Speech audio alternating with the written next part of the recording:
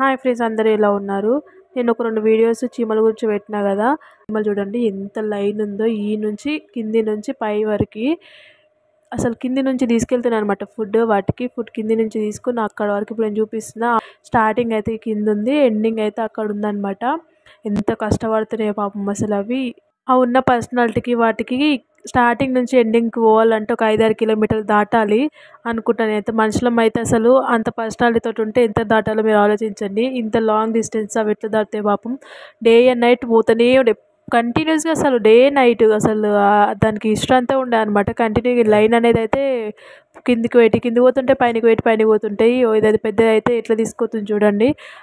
అవి ఫుడ్ కోసం అంత తాపత్రయపడి అట్లా లైన్లో మెయింటైన్ చేసుకొని లైన్లోనే పోతాయి, లైన్లోనే వస్తాయి అనమాట అవి. సో నేను ఇంకా వాటికి కష్టం ఎందుకని చెప్పేసి బాలామృత పిండి మనకి ఎట్లైనా అవసరం లేదు కదా అని వాటికి దగ్గరలో పెడదాము, వాటి ఇల్లు దగ్గర అని చెప్పి మేము పైన సెల్ఫ్లో పెట్టేసిన.